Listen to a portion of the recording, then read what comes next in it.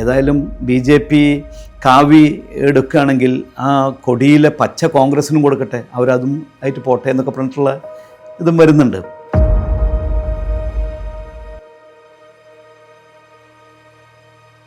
അത് നോർത്ത് ഇന്ത്യയിൽ നിന്നും അത്ര അവിടുത്തെ ആളുകൾക്ക് ഇതിനെ പറ്റിയുള്ള കൃത്യമായിട്ടുള്ള വിവരമില്ലാത്തതുകൊണ്ട് അതിൻ്റെ പിന്നാലെ പോകുന്ന ആളുകൾക്കുണ്ട്. പക്ഷെ കേരളത്തിൽ അത് വിജയിക്കാൻ പോകുന്നില്ല.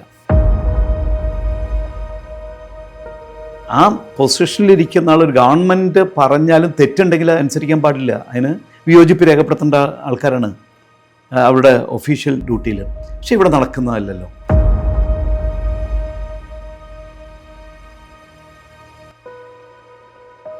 ഈ സംസ്ഥാനത്ത് BJP വളർത്തുക, അതിനാവശ്യമായ സപ്പോർട്ട് നൽകുക.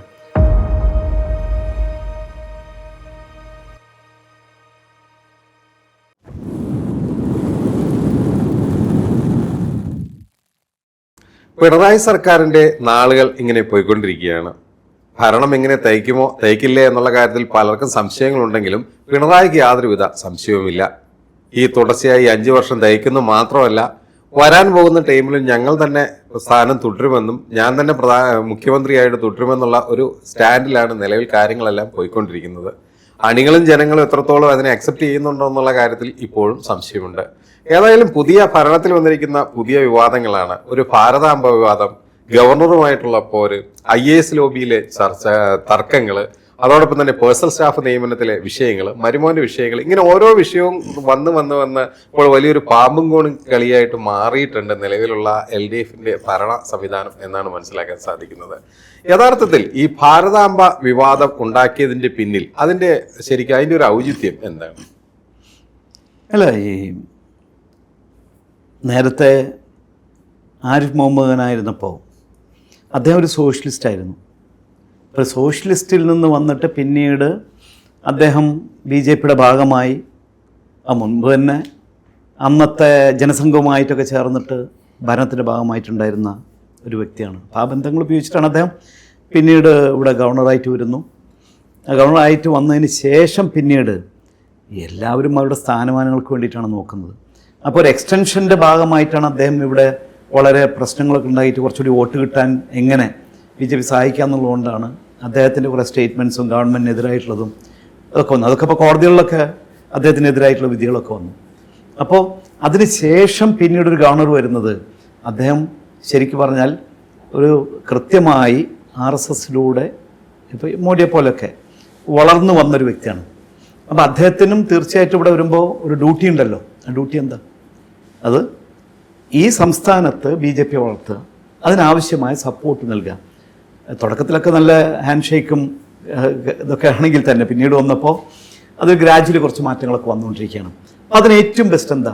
ഒരു ഇഷ്യൂ, നേരത്തെ നമ്മുടെ ഈ ശബരിമല ഇഷ്യൂ പോലത്തെ അതിന് ഹിന്ദുത്വയുടെ ഇതെങ്ങനെ ഏത് ജനങ്ങളുടെ മനസ്സിലേക്ക് കൊണ്ടുവരാൻ പറ്റും എന്നൊരു ഇഷ്യൂ ആയിട്ട് കൊണ്ടുവന്നു. അത് അഗ്രികൾച്ചർ മിനിസ്റ്റർ പ്രസാദ് വളരെ ഐഡൻറ്റിഫൈ ചെയ്തുകൊണ്ട് തന്നെ അത് മാറി നിന്നു. രണ്ടാമത് വീണ്ടും അതിന് വന്നപ്പോൾ ശിവൻകുട്ടി, പ്രത്യേകിച്ച് ഇലക്ഷൻ നടക്കുകയാണ്, ഇലക്ഷൻ നടന്ന സമയത്ത് അല്ലെങ്കിൽ ചിലപ്പോൾ ശിവൻകുട്ടി അറിയാതെ ഞാൻ കണ്ടില്ല ഇതായിരുന്നു എന്നൊക്കെ പറഞ്ഞിട്ട് മാറാമായിരുന്നു. ഇത് കാരണം അവിടെ ചെന്ന് പങ്കെടുത്തിട്ടെന്ന് പറഞ്ഞുകൊണ്ട് ഇറങ്ങിപ്പോരേണ്ട ഒരു അവസ്ഥ വന്നത് ഈ ഇലക്ഷൻ്റെയും കൂടി ഇതായിരിക്കും. അല്ലെങ്കിൽ അത് UDF കൃത്യമായിട്ടത് ഉപയോഗിച്ചേനെ. അപ്പം അതിന് ചാൻസ് കൊടുക്കാതെ അതിനെതിരെ പറഞ്ഞുകൊണ്ട് പോന്നു. എന്നിട്ട് BJPയും അതൊരു ഇഷ്യൂ ആയിട്ട് ഏറ്റെടുത്തുകൊണ്ട് CPMനും ഇവർക്കുമെതിരെ പോകുന്നു. ശിവൻകുട്ടി ഉടനെ തന്നെ ഗവൺമെൻറ് ഓർഡർ ഇറക്കുന്നു ഗവർണറുടെ ഡ്യൂട്ടീസിനെ പറ്റിയിട്ടും അതിൻ്റെ നിയമവശങ്ങളൊക്കെ കുട്ടികളെ പഠിപ്പിക്കാനായിട്ട് പാഠ്യപദ്ധതിയിൽ ഉൾപ്പെടുത്തുന്നു. അപ്പോൾ അത് വളരെ വ്യക്തമാണ്, ഇതൊരു പൊളിറ്റിക്കൽ ഫൈറ്റായിട്ട് പോകുന്നു. ഗവർണർ ഒരിക്കലും ഒരു പൊളിറ്റിക്കൽ ഫൈറ്റിൻ്റെ ഭാഗമായിട്ട് വരേണ്ട ആളല്ല. അതിൻ്റെ കോൺസ്റ്റിറ്റ്യൂഷൻ അനുസരിച്ചിട്ടുള്ള കൃത്യമായിട്ട് അതിൽ നിലനിന്ന് പോകേണ്ട പല കാര്യങ്ങളുണ്ട്. അതിലേക്കാണത് പോകേണ്ടത്. ഞാൻ മുമ്പൊരിക്കൽ പറഞ്ഞു, ഈ എല്ലാ സംസ്ഥാനങ്ങളിലും ഒരു ഗവർണർ ആവശ്യമില്ല.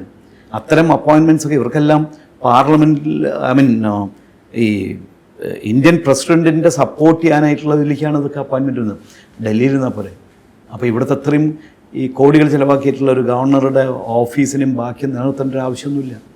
അവിടെ ആവശ്യം വരും മാത്രം അവരോട് വരേണ്ട ആവശ്യമുള്ളൂ. അല്ലെങ്കിൽ ഡൽഹിയിൽ തന്നെ അവിടെ ഈ സൗകര്യങ്ങൾ ഒരുക്കി കൊടുക്കാൻ കഴിയും, പ്രസിഡന്റിനെ കൂടുതൽ സഹായിക്കാനും പറ്റും. അങ്ങനത്തെ ചിന്തയിലേക്ക് നമ്മൾ മാറിയ കാലഘട്ടത്തിൽ വരേണ്ടതാണ് എന്നൊരിക്കൽ പറയണ്ടായി. അപ്പോൾ ഇത് പൊളിറ്റിക്കലായിട്ടുള്ള ഇഷ്യൂ ആക്കി മാറ്റിയെടുക്കാൻ ശ്രമിക്കുന്നു എന്നാണ് നമ്മൾ കണക്കാക്കേണ്ടത്.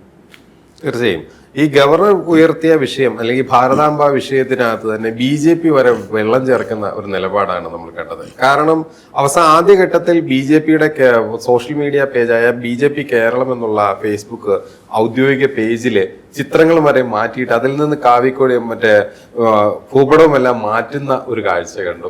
ശരിക്കും ഗവർണർ ഈ നിലപാട് RSSന്റെ തത്വവും കാര്യങ്ങളും ഇവിടെ അവതരിപ്പിക്കാൻ ശ്രമിക്കുമ്പോൾ കേരളത്തിലെ BJP എന്തുകൊണ്ടാണ് അതിൽ നിന്ന് അങ്ങോട്ട് ഒളിച്ചോടുന്നത്? അല്ല, അതിൻ്റെ കോൺസ്റ്റിറ്റ്യൂഷണൽ ഇത് വരുമ്പോൾ തീർച്ചയായിട്ടും പിടിച്ചു നിൽക്കാൻ പറ്റില്ല. ഇത് ഇങ്ങനത്തെ ഒരു ഇത് ചെയ്യാൻ പാടില്ലല്ലോ. മാത്രമല്ല ഇപ്പോൾ സോഷ്യൽ മീഡിയയിൽ കളിയാക്കി കൊണ്ടൊരിത് വരുന്നുണ്ട്. ഏതായാലും BJP കാവി എടുക്കുകയാണെങ്കിൽ ആ കൊടിയിലെ പച്ച കോൺഗ്രസിനും കൊടുക്കട്ടെ, അവരതും ആയിട്ട് പോട്ടെ എന്നൊക്കെ പറഞ്ഞിട്ടുള്ള ഇതും വരുന്നുണ്ട്. നമ്മളിതിൽ കണക്കാക്കേണ്ടതാണെങ്കിൽ ഇന്ത്യ എന്ന് പറയുന്നത് നിലനിൽക്കുന്നത് തന്നെ അതിൻ്റെ സോവറിനിറ്റി, ഇവിടുത്തെ നമ്മുടെ ആ ജനാധിപത്യ മൂല്യങ്ങളെ ഉൾക്കൊണ്ടുകൊണ്ട് എല്ലാവരും ഒന്നായി, കാരണം വ്യത്യസ്തമായ അല്ല അതെ എന്നുവെച്ചാൽ വ്യത്യസ്തമായ ജനവിഭാഗങ്ങൾ, വ്യത്യസ്തമായ ഭാഷാംശം, വ്യത്യസ്തമായ കൾച്ചർ, ഇതിനെല്ലാം കൂടി കോർത്തിണക്കിക്കൊണ്ട് ഒറ്റതിൽ കൊണ്ടുപോകണമെങ്കിൽ അത് നിലനിൽക്കേണ്ടതുണ്ട്. അവിടെ ഇത്തരത്തിലുള്ള ഈ ഓരോ മതേതരത്തിനപ്പുറം വന്നുകൊണ്ട് മതങ്ങളെ പ്രീണിപ്പിച്ചുകൊണ്ടുള്ള വിശ്വാസങ്ങളെ എടുത്തുകൊണ്ട് രാഷ്ട്രീയം വളർത്തുന്നതിലേക്ക് പോയി കഴിഞ്ഞാൽ ഇന്ത്യക്ക് നിലനിൽക്കാൻ പറ്റില്ല. അതാണിപ്പോൾ പലയിടത്തും സംഭവിച്ചുകൊണ്ടിരിക്കുന്നത്. അപ്പോൾ അതിന് ജനങ്ങൾ തീർച്ചയായും ഒന്നിച്ച് നിൽക്കേണ്ട ഒരു കാലഘട്ടമാണത്. അത് നോർത്ത് ഇന്ത്യയിൽ നിന്നും അത്ര അവിടുത്തെ ആളുകൾക്ക് ഇതിനെ പറ്റിയുള്ള കൃത്യമായിട്ടുള്ള വിവരമില്ലാത്തതുകൊണ്ട് അതിൻ്റെ പിന്നാലെ പോകുന്ന ആളുകൾക്കുണ്ട്. പക്ഷേ കേരളത്തിൽ അത് വിജയിക്കാൻ പോകുന്നില്ല എന്നാണ് എൻ്റെ വിശ്വാസം. ആദ്യഘട്ടം മുതൽ വലിയ വിവാദമായ സംഭവമായിരുന്നു ADGP അജിത് കുമാറിന്റെ നിയമനവും അദ്ദേഹത്തിന്റെ തസ്തികയും കാര്യങ്ങളെല്ലാം ബന്ധപ്പെട്ടുള്ള വിഷയങ്ങൾ. തുടർന്നാണ് സംസ്ഥാന DGPമാരുടെ പട്ടികയിലേക്ക് ADGP അജിത് കുമാറിനെ കൊണ്ടുവരാനുള്ള ഒരു തരത്തിലുള്ള നീക്കങ്ങൾ നടക്കുന്നത്. തികച്ചും ഇവിടെ നടക്കുന്ന പുറത്തുനിന്ന് ഉയരുന്ന ആരോപണങ്ങൾ പോലെ ഒരു പ്രത്യേക സംവിധാനം, ഒരു സവർണ ലൈൻ, ഒരു സംഘപരിവാറിനോട് അനുകൂലമായൊരു നിലപാട്, അല്ലെങ്കിൽ അത്തരത്തിൽ ആക്ഷേപം ഉയർന്ന ഒരു വ്യക്തി, അല്ലെങ്കിൽ തൃശ്ശൂർ പൂരം കലക്കിയ വ്യക്തി, ഇങ്ങനെയുള്ള ഒരാളെ പ്രതിഷ്ഠിക്കാൻ ശ്രമിക്കുന്നതിന്റെ പിന്നിലെ ഗൂഢലക്ഷ്യം എന്തായിരിക്കും? അല്ല, ഇത് ഏത് ഗവൺമെൻറ് ആണെങ്കിലും അവിടെ ഓരോ കീ പൊസിഷൻസ്, ഇപ്പോൾ DGP എന്ന് പറയുമ്പോൾ കേരളത്തിൻ്റെ കംപ്ലീറ്റ് ആയിട്ടുള്ള പോലീസിൻ്റെ മേധാവി ഒരു കീ പൊസിഷനാണ്. അപ്പോൾ ആ കീ പൊസിഷനിലേക്ക് വരുന്ന ആൾ എന്ത് പറഞ്ഞാലും അനുസരിക്കുന്നവനും എന്ത് ചെയ്യാനും കഴിവുള്ളവനുമായിട്ടുള്ള ഒരാളായിരിക്കണം. അതൊരു ഗവൺമെൻറ് ഒരു ഭരിക്കുന്നവരുടെ ഒരു ആഗ്രഹമാണ്. അപ്പോൾ ശരിക്കും പറഞ്ഞെന്താ, ആ പൊസിഷനിലിരിക്കുന്ന ആൾ ഒരു ഗവൺമെൻറ് പറഞ്ഞാലും തെറ്റുണ്ടെങ്കിൽ അനുസരിക്കാൻ പാടില്ല, അതിന് വിയോജിപ്പ് രേഖപ്പെടുത്തേണ്ട ആൾക്കാരാണ് അവരുടെ ഒഫീഷ്യൽ ഡ്യൂട്ടിയിൽ. പക്ഷെ ഇവിടെ നടക്കുന്നതല്ലല്ലോ.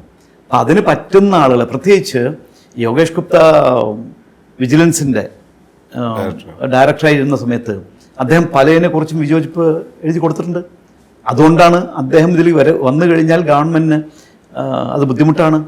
എൻ്റെ അറിവ് ശരിയാണെങ്കിൽ അദ്ദേഹം ഒരു ഫിനാൻസ് പ്രൊഫഷനിൽ നിന്ന് വരുന്ന ഒരാളാണ്. അപ്പോൾ കൃത്യമായിട്ടും ഇതെല്ലാം വളരെ കൃത്യമായിട്ട് നോക്കുന്നൊരു വ്യക്തി കൂടിയാണ്. അങ്ങനെ ഒരാൾ വരുമ്പോൾ ഗവൺമെൻറ് ബാക്കി ഇനി വരുന്ന കാലഘട്ടത്തിൽ പല കാര്യങ്ങളും തീരുമാനം എടുക്കേണ്ടി വരും. അതിന് പ്രത്യേകിച്ച് ഒരു ഇലക്ഷൻ ഇയറാണ്. അതിന് പറ്റാത്ത ഒരാൾ വന്നു കഴിഞ്ഞാൽ ബുദ്ധിമുട്ടുണ്ട് എന്നത് ഗവൺമെൻറ് അറിയാം. അതിനവർ പറ്റുന്ന ഒരാളെ അവർ നോക്കുന്നു. അത് UPSC ആണ് അതിൽ ഡിസിഷൻ എടുക്കേണ്ടത്. UPSCയിൽ ചില ഇതുണ്ട്. ADGPക്ക് ഒരിക്കലും ഒരു സ്റ്റേറ്റ് DGP ആവാൻ കഴിയില്ല.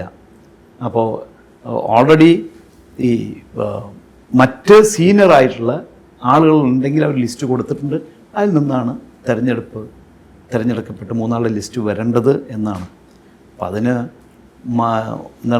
മറികടന്നത് കൊണ്ട് ഇപ്പോൾ ലിസ്റ്റിൽ 6ാമനായിരിക്കുന്ന ആളെ ഈ 3 ആൾ ലിസ്റ്റിൽ നിർബന്ധമായും ഉൾപ്പെടുത്തണമെന്ന് പറഞ്ഞുകൊണ്ട് ഗവൺമെൻറ് ഇടപെട്ടു എന്നുണ്ടെങ്കിൽ അത് തെറ്റാണ്. അതിൽ യാതൊരു സംശയമില്ല. അവസാനമായിട്ട് ഉയർന്ന ഏറ്റവും വലിയ വിവാദങ്ങളിൽ ഒന്നായിരുന്നു പേഴ്സണൽ സ്റ്റാഫുകളുടെ നിയമനവും അവരുടെ പെൻഷനുമായിട്ടുള്ള ബന്ധപ്പെട്ടുള്ള വിഷയങ്ങൾ. ഒരു പേഴ്സണൽ സ്റ്റാഫിനെ നിയമിക്കുന്നു, 10-15 ദിവസം അല്ലെങ്കിൽ ചുരുങ്ങിയ കാലം അതിൽ നിർത്തുന്നു, അവർക്ക് വീണ്ടും മാറ്റം വരുത്തി പുതിയ ആളെ നിയമിക്കുന്നു. അതായത് സ്വന്തം ലാവണങ്ങളിൽ ഇഷ്ടപ്പെട്ടവരെ പ്രശ്നിച്ച് അവർക്ക് പിന്നീട് പെൻഷനും മറ്റും കാര്യങ്ങളും കിട്ടാനുള്ള ഒരു സാഹചര്യം ഒരുക്കി കൊടുക്കുന്ന വലിയ തോതിലുള്ള ഒരു വലിയ അഴിമതി ഇവിടെ നടക്കുന്നു. ജനങ്ങളുടെ പണം കൊള്ളയടിച്ചുകൊണ്ട് ഇത്തരം ആളുകളെ തീറ്റിപ്പോറ്റാനുള്ള ഒരു സാഹചര്യത്തിലേക്ക് കാര്യങ്ങൾ നീങ്ങുന്നു. ഇത്തരം പേഴ്സണൽ സ്റ്റാഫുകളുടെ എണ്ണവും ഇത്രത്തോളം ആഡംബരവും ശരിക്കും ഒരു കമ്മ്യൂണിസ്റ്റ് സർക്കാരിന് ഭൂഷണമാണ് അല്ലെങ്കിൽ അലങ്കാരമാണ്. അല്ല, നേരത്തെ ഒരു MLA യുടെ പേഴ്സണൽ സ്റ്റാഫിൽ 5 വർഷമുള്ളവർക്കല്ലേ പെൻഷൻ ഉണ്ടായിരുന്നുള്ളൂ. അത് പിന്നീട് 2 വർഷമായി കുറച്ചില്ലേ. അപ്പോൾ തന്നെ എന്താണ് ഒരു ഒരു ഒരു ടേമിൽ 5 ഇയേഴ്സിനുള്ളിൽ 2 ആൾക്ക് പെൻഷൻ കൊടുക്കേണ്ട അവസ്ഥയിലേക്ക് വരില്ലേ. മാത്രമല്ല, മന്ത്രിമാരെ 2.5 വർഷം വെച്ചിട്ടാക്കി ഡിവൈഡ് ചെയ്ത് കൊടുക്കുമ്പോൾ തീർച്ചയായിട്ടും മന്ത്രി പുതിയ അയാളുടെ കൂടെയുള്ള സ്റ്റാഫിനെ മാറ്റുമല്ലോ. ഒരു മന്ത്രി മാറുമ്പോൾ അയാളുടെ കൂടെ സ്റ്റാഫെല്ലാം മാറേണ്ടി വരും. പക്ഷെ അവർക്കെന്തായി, പെൻഷൻ ഉറപ്പായി. അപ്പോൾ ഒരു ഗവൺമെൻറ് സാമ്പത്തികമായി ഇത്രയും പ്രശ്നങ്ങൾ കിടക്കുമ്പോൾ ഒരിക്കലും ഒരു മന്ത്രി മാറിയാൽ പോലും പേഴ്സണൽ സ്റ്റാഫിനെ മാറ്റാൻ പാടില്ല എന്നുള്ള എനിക്കൊരു ഇത് കൊണ്ടുവന്നെങ്കിൽ മാത്രമേ ഇത് കൃത്യമായിട്ടുള്ളൊരു നടപടിയായിട്ട് വരുള്ളൂ എന്ന് നമ്മൾ മനസ്സിലാക്കേണ്ടത്. ജനങ്ങളാണ് തീരുമാനിക്കേണ്ടത്. അങ്ങനത്തെ ഒരു പാടില്ല എന്നുള്ള കൃത്യമായത് കൊണ്ടുവരേണ്ടതുണ്ട് എന്നാണ് എൻ്റെ അഭിപ്രായം. തീർച്ചയായും വലിയ തോതിൽ വിവാദങ്ങൾ സൃഷ്ടിച്ചുകൊണ്ടിരിക്കുന്ന ഓരോ സംഭവവികാസങ്ങളിലൂടെയാണ് കേരളത്തിലെ സർക്കാർ കടന്നുപോയിക്കൊണ്ടിരിക്കുന്നത്. ഈ ഘട്ടത്തിൽ നമ്മൾ പരിശോധിക്കേണ്ടതും അറിയേണ്ടതുമായ പല കാര്യങ്ങളും പല ഘട്ടത്തിലും പരിശോധിക്കപ്പെടാതെ പോകുന്നു എന്നുള്ളത് വളരെ ഗുരുതരമായ സാഹചര്യമാണ്. സർക്കാർ ഖജനാവിൽ നിന്നും ഇത്തരത്തിലുള്ള കൊള്ളയടിക്കലുകൾക്കെതിരെ ജനങ്ങൾ വളരെ ജാഗ്രതയോടെ കാത്തിരിക്കേണ്ടിയിരിക്കുന്നു.